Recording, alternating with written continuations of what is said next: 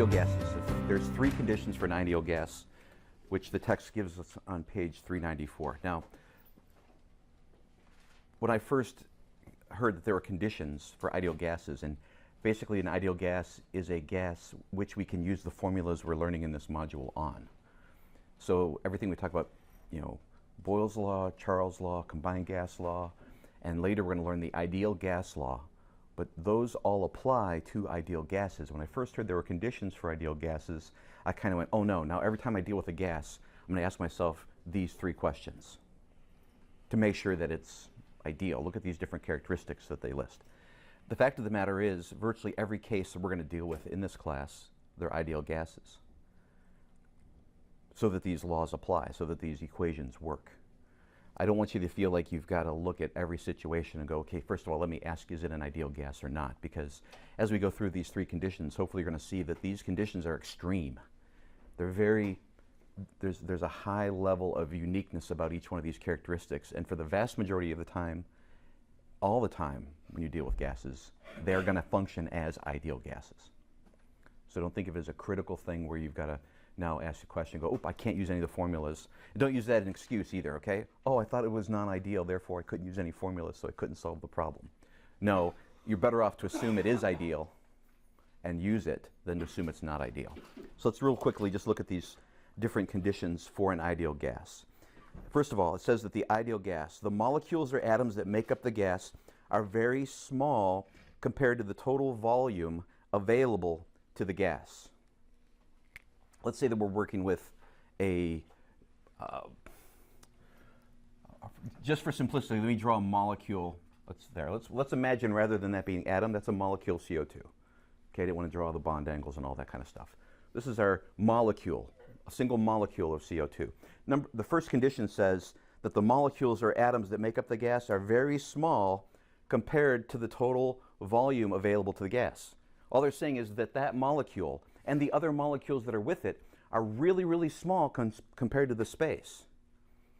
So if I have a 2-liter bottle here and it's empty, full of air, and I close it, and I say, okay, how much space is in this, how much volume is in here for the gas to operate in? You say 2 liters, okay? How much space does each molecule take up? Is it very, very small, or is it large? Each molecule is incredibly small. You could have millions of molecules, and you do have millions of molecules. So the space for each molecule is small compared to the volume available to the gas. What it's kind of pushing against is this idea. If we've got one molecule and it has a little tiny box that it's in that's just a little bit bigger than that molecule, in that space, that molecule does not act ideally. Or even if it's a small box and maybe we have got 2 or 3 molecules that are all packed in there, okay, but they're all packed in this little box, those molecules are not going to behave ideally if the space is so small that the molecules look big compared to it. Now again, hopefully you see that if I've got a 2-liter bottle empty with air in it, I can look at that and say each molecule that makes up that air mixture, all the nitrogen, all the oxygen, the carbon dioxide, all the different gases that are in there, the volume of each molecule is really, really small compared to the total space that that gas has to move around in. Okay, so this first condition just kind of pushes against that. Are you looking at an incredibly small volume of gas? An incredibly small container of gas for the gas to be in? And is that container so small that if you were to go down to the level where that container looked, like some size in front of you, we tease about going on Miss Frizzle's school bus and getting really, really small. If we were so microscopic that we went down to the atomic level, that the box we put around the molecules made the molecules look relatively large in that box, then it's not going to act ideally. Now, that's not the case in every case we've dealt with so far. The second condition, it says that the molecules or atoms that make up the gas must be so far apart from one another that there's no attraction or repulsion between them. Okay? Remember when we put liquids together or we put solids together? Not so much with solids because we usually have to put them in a solution, but with liquids in particular, we talked about how molecules orient themselves and rearrange themselves, and the negative comes near the positive for the You know, the polar molecules are for the ions, and how they arrange themselves and the charges affect one another. When we get to the gases, remember, we're no longer in that state where we have molecules which are in close proximity to one another that are moving in this kind of a fashion. They're so close together, yet they're not bound to each other, but they have the ability to move around, and the attraction and repulsion affects them. Solids, they're vibrating. Liquids, they're moving around, and here the charges, or the poles of each molecule, do cause them to interact. But when we get to gases, those things are free flying around in the space. What we're saying is, as these molecules of the gas are free flying around in the space, they have enough room to move around that they're far enough apart that, hey, guess what? Those gas molecules, as they move, if they happen to be polar, they're not orienting themselves and being attracted to and form. If they were attracted to one another, what would happen? Let's think about it from a kinetic theory of matter perspective. I've got this gas and this gas. Why are they gas? Because they have enough energy that they're not bound to their neighbors, and they're able to flow around freely. That's why they're gas in the first place. If they were attracted to one another and they came together, what would start to happen? Start to condense. They start to condense because as they're pulled together, it takes more energy that needs to be added to keep them apart. Normally that energy is in the form of heat. So as they come together, we would see condensation start to take place. They're no longer in the gas phase. So for these molecules or atoms of gas to be in a space and have enough room to move around that they're not attracted to and affected by the charges to come together and thereby condense out, they're acting ideally. Okay? Now, it may happen that they're in a really small space like this where they've got enough energy to be bouncing around, but because they're so tight, they have a tendency to want to orient and possibly attract one another. But look at the condition. That make up the gas must be so far apart from one another that there's no attraction or repulsion between them. In the vast majority of cases, unless we're creating some theoretical box that's so small that can only hold one, two, maybe just a few atoms or molecules, unless we're doing that, the gas is going to behave ideally. And the third condition, the collisions that occur between the gas molecules or atoms must be elastic. Now, what does that mean? And it says it here in the text, but just think about it real briefly. As something is elastic, that means as the two things come together, okay, two gas molecules are moving in this space, and as they're hitting each other, or maybe they're hitting the sidewalls or the top or bottom, they're bouncing off. As this energy comes into this wall, let's say, here's a wall, that molecule hits here, it's going to rebound without loss of energy. Okay? There's going to be a conservation of momentum that's taking place there. Boom, boom. So whether it's hitting another wall or whether it's hitting another molecule, if two molecules come together, we would expect them to, if they hit perfectly dead on, boom, we'd expect them to repel. The energy coming forward would rebound and they'd move apart in the same way. What that means also is that they're not slowing down.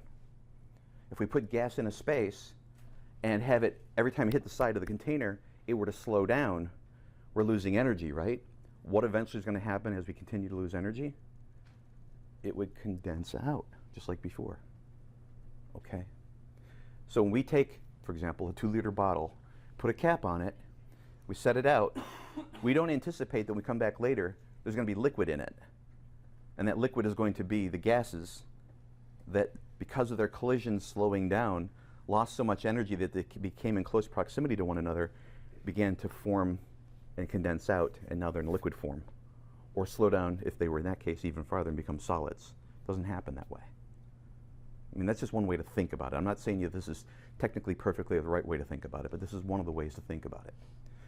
The vast majority of times you're going to interact with the ideal gas law is for you to identify which of the following is not a condition of the ideal gas law. So to know that the molecules or atoms are small compared to the volume, that the molecules or atoms must be far enough apart that they don't attract or interact with one another, and third, that the collisions that happen are elastic.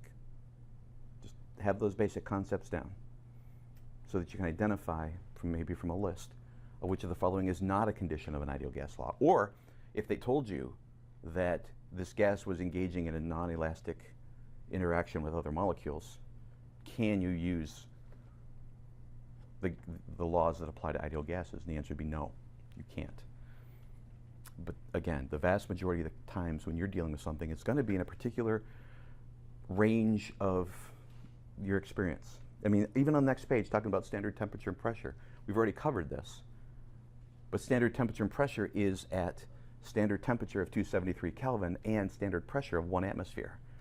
That is the range that we're used to operating in. That's where we're used to being. When we think about what is the pressure outside, if we were to wake up and suddenly the pressure would be 3 atmospheres, yeah, we'd be able to feel the difference. And things wouldn't necessarily act the way we're used to them acting. Okay, but because we live in a range of, you know, just a few hundred torr plus or minus standard pressure, the things that happen at that pressure we're used to. You know, you don't sit back and actually sit and contemplate how much slower is this spilled water on the counter going to evaporate today due to the increased air pressure. You know, it's in our reality, in our experience, it's not going to matter today versus yesterday what the air pressure is, except for maybe is a front coming in and we're going to get rain or not. Because we function around standard temperatures, we function around standard pressures. And what seems extreme to us? You know,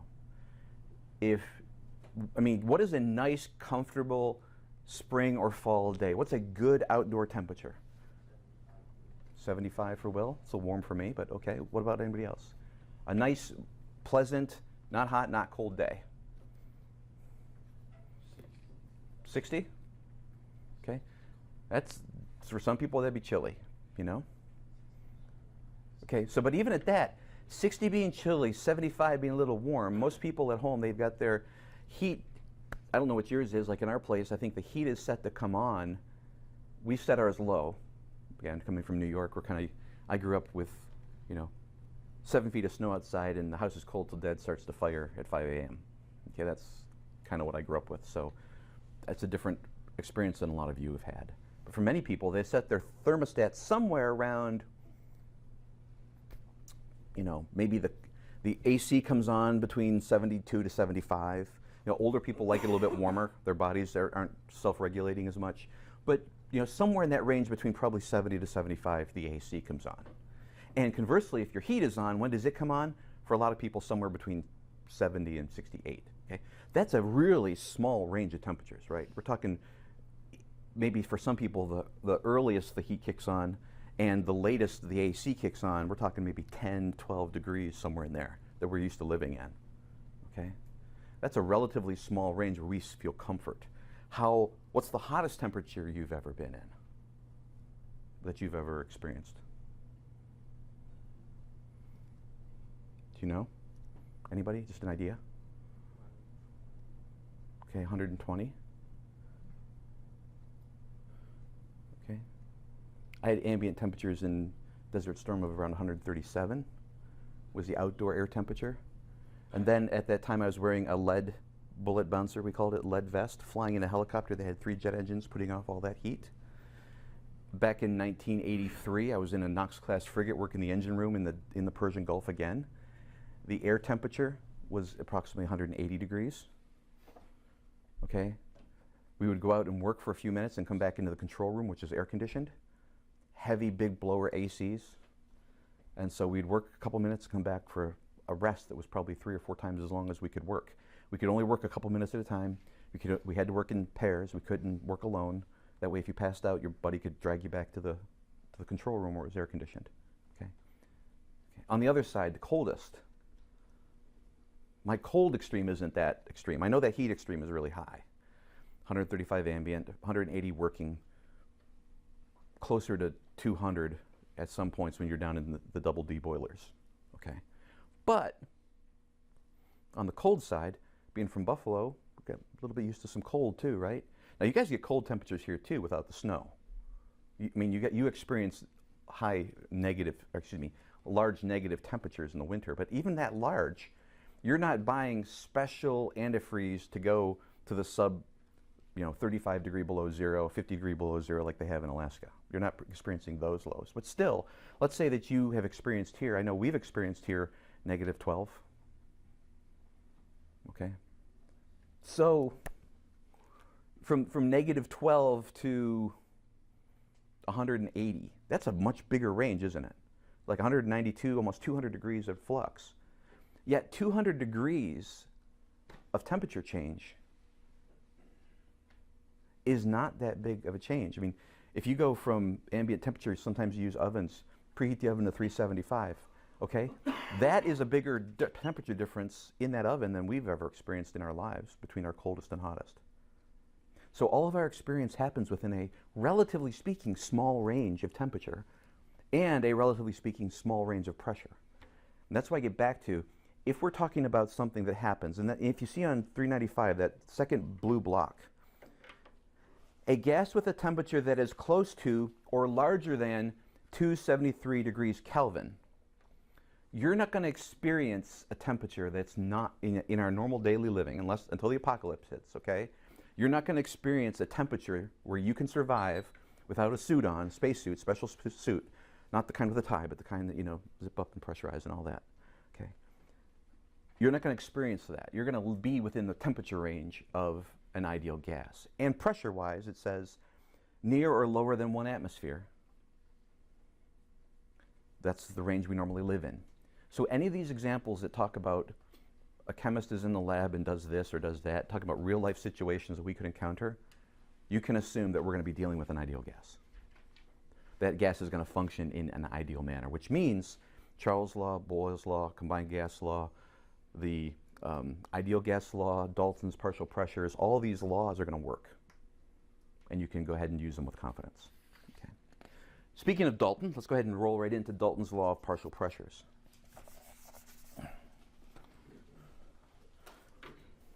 You see the definition there. When two or more ideal gases are mixed together, okay, for most times you can just note the word ideal but not dwell on it.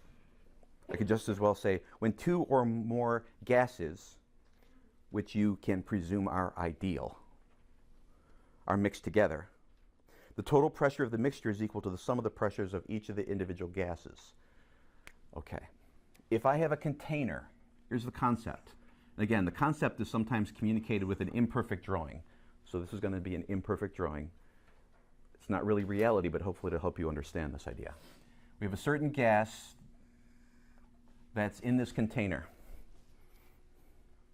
I'm going to draw two different shapes.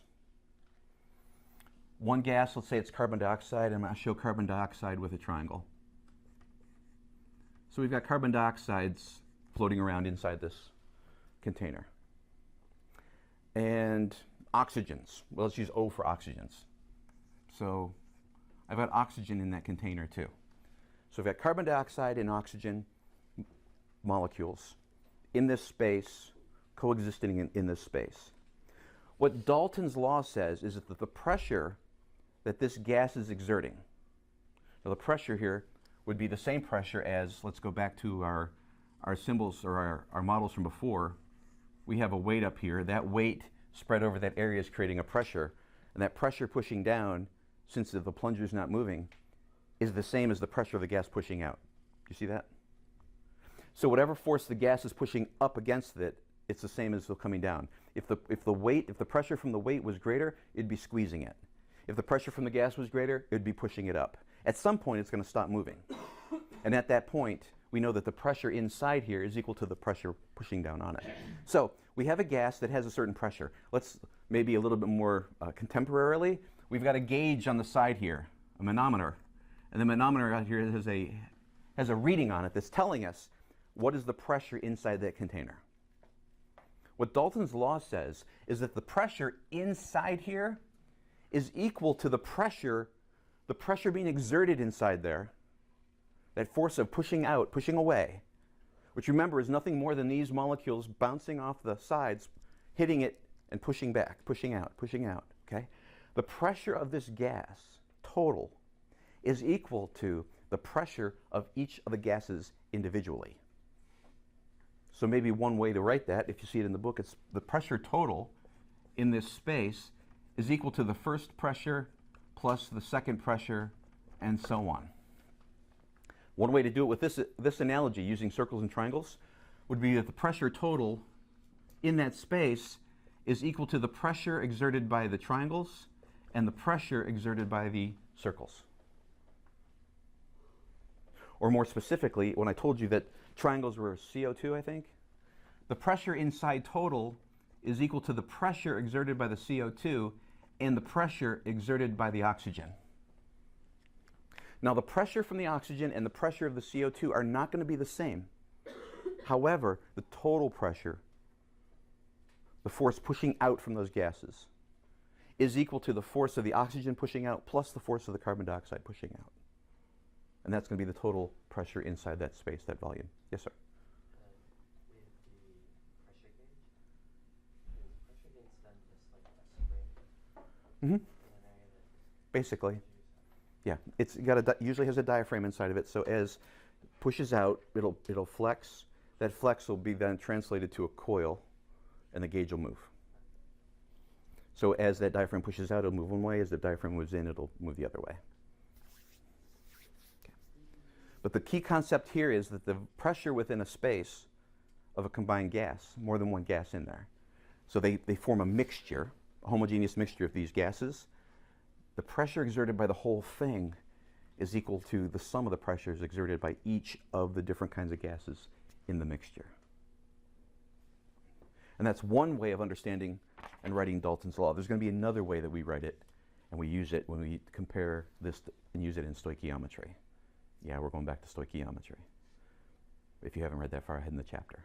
But we're going to get there by understanding partial pressures, and this is one way of writing Dalton's law of partial pressures. So at this point, it's just that the total pressure of a gas is equal to the pressure of the total pressure of a mixture is equal to the pressure exerted by each component of the mixture, added together. So the sum of the partial pressures. You'll notice on 396, talking about this idea of partial pressures and relating back to ideal gases, they tell you in the book that the pressure of an ideal gas does not depend upon the identity of the gas. That's important. When I said that the pressure exerted by the CO2 and the pressure exerted by the oxygen would be different, it's not because it's CO2 and oxygen. It's related to the quantity of each gas. What's the percentage mixture? Okay? There would be more pressure coming from the CO2 if there's more CO2. And there'd be less coming from the oxygen if there's less oxygen in the mixture. Okay? So we'll get into what that looks like later when we do the alternative understanding of Dalton's law and use it in stoichiometry. But for right now, remember that the pressure exerted by the gas is not a characteristic of that particular gas. It's a characteristic of the quantity of that gas in the mixture. And that's just another way to rephrase what's on 396. Okay.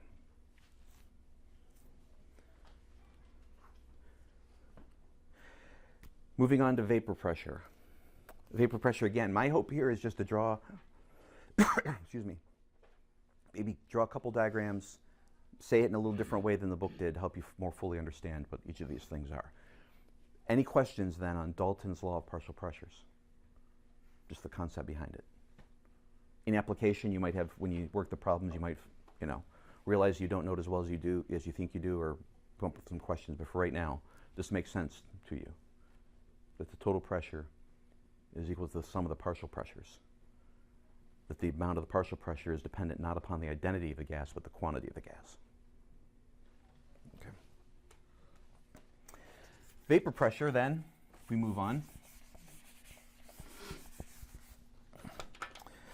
We're going to take a moment and rethink about the kinetic theory of matter. Remind you that what makes something a solid and a liquid and a gas is not even necessarily the exact temperature that it's at, but the relationship of the molecules or atoms to their neighbors. Again, going to vibration versus motion, disconnected motion, versus scattered, random, displaced motion. So something is a gas, a liquid, or a solid, not based upon its temperature, but based upon the amount of energy that it has, which puts it in that relationship with its neighboring molecules or atoms. Okay? So this idea of vapor pressure then. If we had a glass of water, it's not an earthquake or anything, but that's a good way to show water, because if I put a straight line across there, you go, looks like just a block. Okay, so we've got water in a beaker. If I took that water in the beaker and I set it over there on one of the lab desks, and I left it there, just left it there for as long as it takes, what would eventually happen to the water in the beaker? Okay, it would evaporate. Why?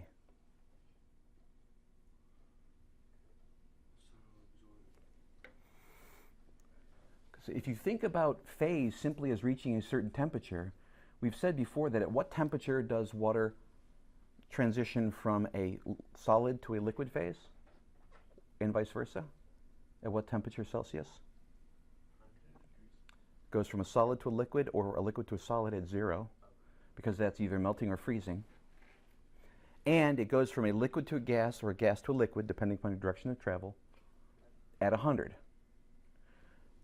We have water in a glass, and it evaporates, but does it ever get close to 100 degrees? No, it's going to hang out right about whatever the room temperature is right now. It's going to pretty much hang out there through the entire process of converting from a liquid to a gas. So again, reaching the temperature is not a requirement of changing phase. There are other things involved as well. Ultimately, adding temperature is adding energy, which separates them and creates a gas phase. But now let's think about this sample of liquid. We've already said that in liquid, the molecules are moving, they're in motion, they're relatively close to one another, they're affecting one another, their charges and things, but they're in motion and they're moving. We have an elastic reaction, right? We talked about that, how we can have, in an ideal gas, the reactions have to be elastic. But what do we say about the molecules of liquid? Are they resting or are they in motion in the container? Remember the lab, we took the 3 different temperatures, we put the food coloring in the 3 different glasses. And the warmer the temperature, the more quickly the color permeated the entire sample. The ice water, food coloring just sat there. Room temperature, it mixed, but it was slow. Just subboiling water, it changed color pretty quickly. Because the molecules inside that liquid are moving. Even if it's near freezing, they're still moving. Matter of fact, we know they're moving because they're not solid. If they stop moving relative to one another, they would be solid. With that thinking now, let's say that we have a lone ranger molecule of water among a peer group of molecules of water. So it is a liquid because it is in here in proximity to other molecules of water. But it's in motion and it's moving. And it moves in this direction over here, and it hits the side wall. And what do we anticipate would happen? It'd reflect off. It would ricochet off, right? There would be an elastic reaction, and it would bounce off. And let's say that it came back in this direction here. What's going to happen when it gets to the surface?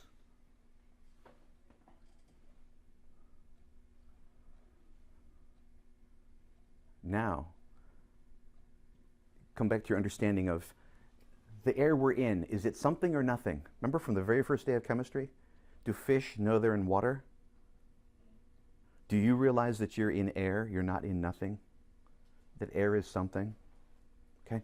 So as this molecule of water ricochets off the sidewall and comes near the surface, if it doesn't hit any resistance, let's assume no resistance at all, when it gets to that surface, what's it going to do?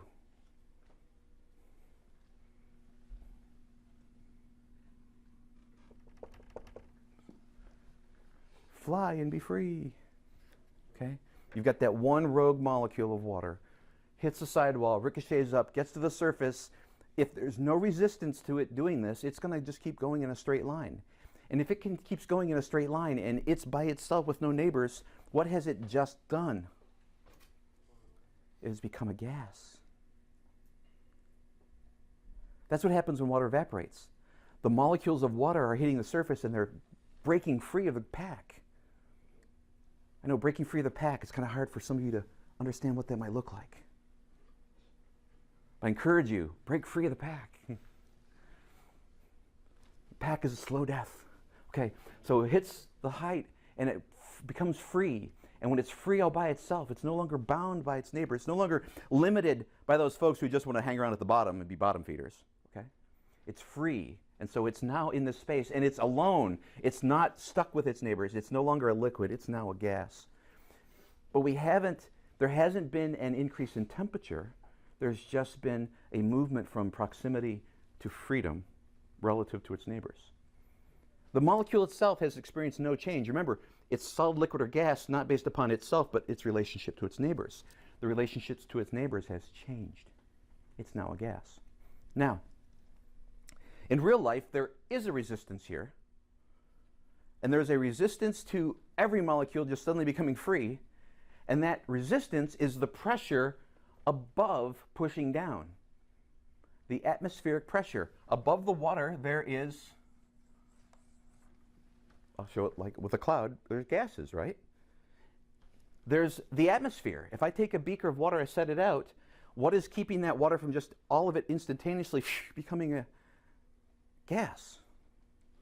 Something's holding it down. There's pressure pushing it down. The atmospheric pressure is pushing it down. And so what actually happens is some of these molecules, when they get to the surface here, they're going to, rather than becoming free and joining the gas cloud, they're going to ricochet off and go back down in that direction. Why? Something prevented them from flying and being free. Something held them down. This pressure on top held them down. And here's the deal. Part of this pressure, what is it made up of? It's made up of their peers who got free. It's kind of like, wait a minute, I'm a gas, but it's really awesome. But if everybody can become a gas, it's not so awesome. So I'm just going to hang out up here as a newly freed water molecule, now in gas form, and I'm going to exert pressure down so that I keep everybody else down. If I keep you down and force you to stay a liquid, then I'm the only gas around, right? So I'm more important. Think of, that's kind of, this is what's happening. These molecules that are ricocheting off, some of them are becoming free. And when they become free, they're not necessarily free to do whatever they want. Now they're experiencing the pressure of other gases around them. Other molecules around them too. Yeah, they're still in the gas phase, but there's a pressure and a force pushing down. So not every molecule that has a trajectory to become free becomes free. Yes, Will? When they humidify, like those wobbler ones, they just use air. What are they doing then? Because it doesn't use heat to release. Right, those are ultrasonic. They're using ultrasonic waves to separate out individual molecules and make them gaseous. Yeah. Yeah, it uses a different mechanism rather than directly using heat. It uses ultrasound. Okay? So what's happening here is the pressure on top here is getting greater and greater. As molecules of water become free, they join and add to the pressure that's pushing the water down.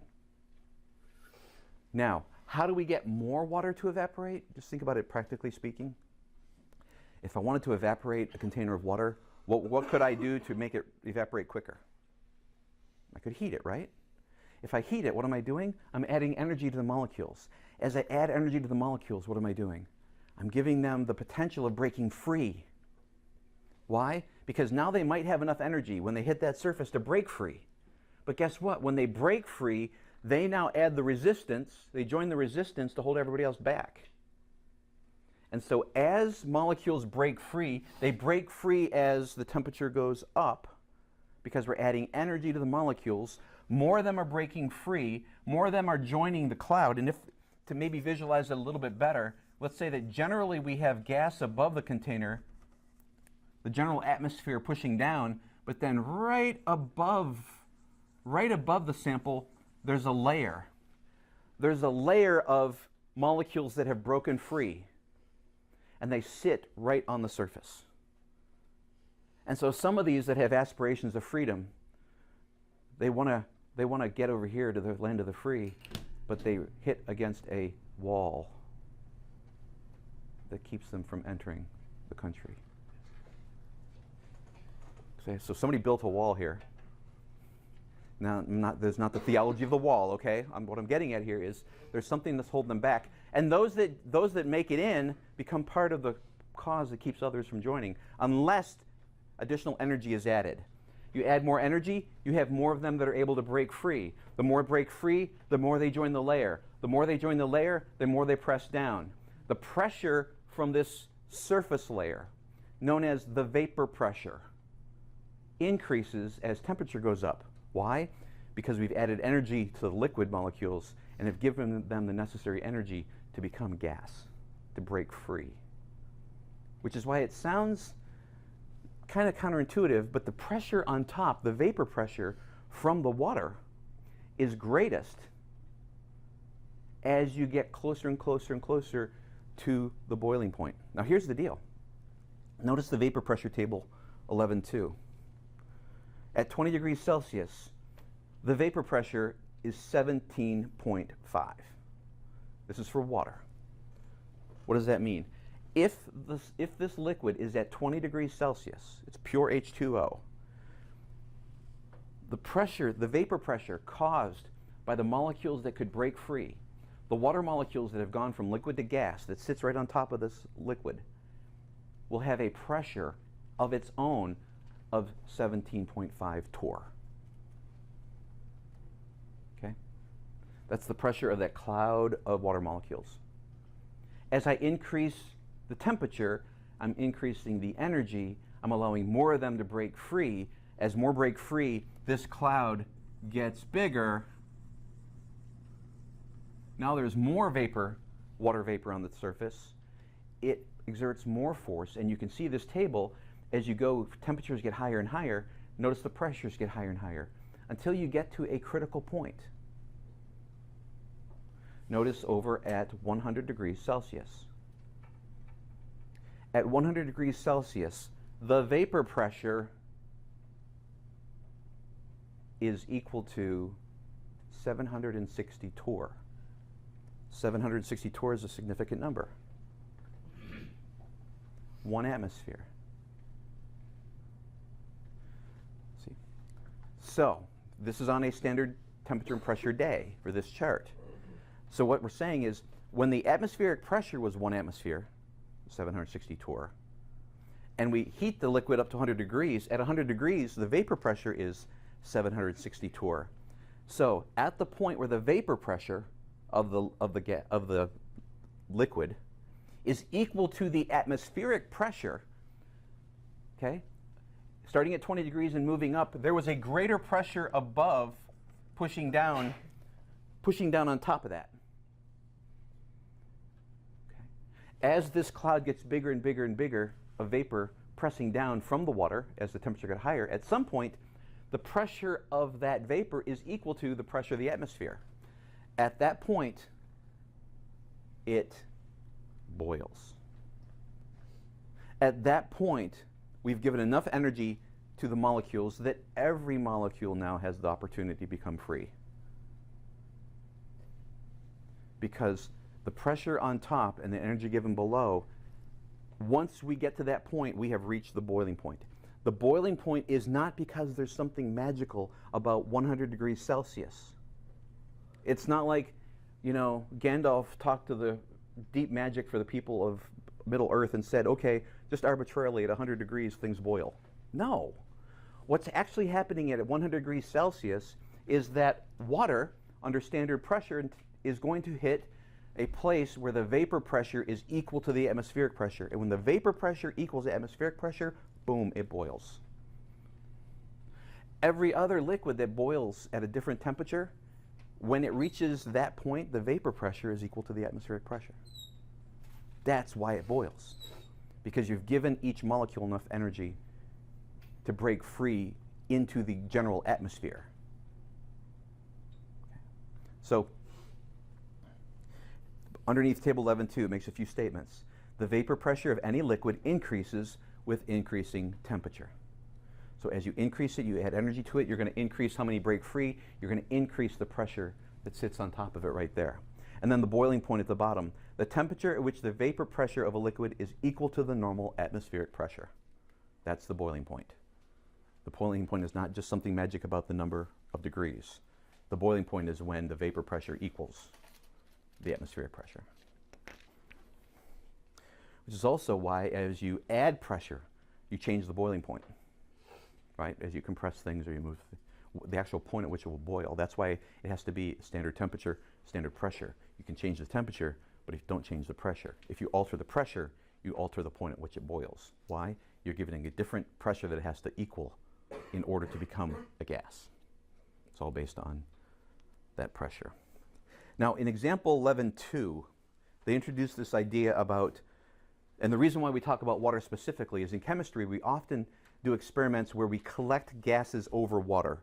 Notice on example 11.2, it says that a chemist produces hydrogen gas in an experiment and collects that gas in the presence of water. Collects it in the presence of water. What normally happens is you have a container that has water in it, and let's say that the chemist performs a reaction, and the reaction's out here in this flask. Okay, so a reaction takes place, and at the top there's a cork. We put a rubber hose in it, kind of like a fish tank hose, send it in, and we put it underwater. When I do this reaction, oftentimes there'll be the products of reaction will include gases.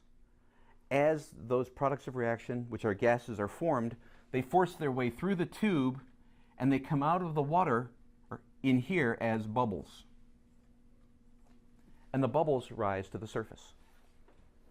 Now, what chemists will do in order to make sure that when they collect that sample, that the only gas that they collect is the gas from the reaction, is they'll take a test tube and they'll bring it down and they'll sink it in the water. So they'll bring it in the water, they'll let the test tube fill up with the liquid, the water in here. So the tube is completely filled, and then they'll tip it upside down while still underwater. And then they'll raise it up. And when they raise it up, now you've all done this in your bathtub with your little duckies and your little play shapes and stuff, and you're like, oh, look, when I pull up here, suddenly there's a pop. You see the water tension, and anyway, you can remember back that far. It wasn't that long ago for you. If I can remember it, I mean, it's like last week for you, right? Okay, so looking at this, you got bubbles coming up. If I take this test tube and I turn it underneath and I bring it back to the top, let's say that I position it right over these bubbles, and I have this test tube, right? Bad test tube. Looks more like somebody going, I'm dying. Okay, let me fix it here. I'll try a little bit. It's not going to be perfect. But we have a test tube.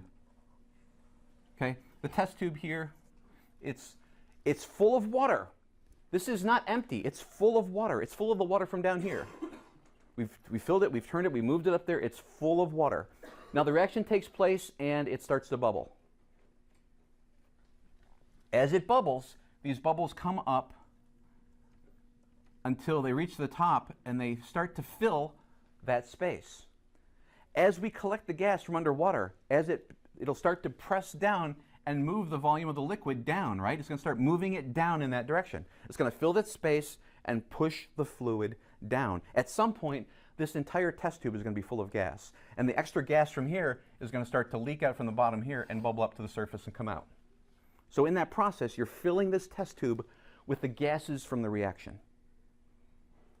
Now, if we look at this interface here between the gas and the liquid in the test tube, if we're just looking at that, let's say that we've got this, I know it looks like a ruler, but let's pretend that's our test tube. That's where we're collecting the gas. Here's the water level around it. Here's the water level in the test tube. All this area up here is full of the gas. All this down below is full of this water. It's got a displaced level there. Okay. If I were able to determine the pressure in that sample, okay? I've got the sample area right here. I collected that gas, a certain amount of pressure. If I told you that the pressure inside that space was a certain amount, how much of that pressure was the pressure of the gas you actually collected from the experiment? So you've got two things going on here. You have two gases you've actually collected. You've collected the gas from the experiment, and because of the nature of liquids, you now have a vapor layer right here, vapor pressure. Molecules of water are breaking free in that space, okay? So you have a vapor pressure issue going on in that space. What is the total pressure in there? It's equal to, Dalton's law says the total pressure is equal to the first pressure plus the second pressure and so on. What you have in here is the pressure of the gas you collected and the vapor pressure of the water in there. So this would be the total pressure is equal to the pressure of the gas collected plus the vapor pressure of the liquid. In this case, we use collected over water, so that if we know the temperature of the water, we can go back into the table 11.2, and we can figure out how much of that pressure inside that is due to the water itself. And the total pressure in that space is equal to the pressure of the gas actually collected plus the vapor pressure of the water.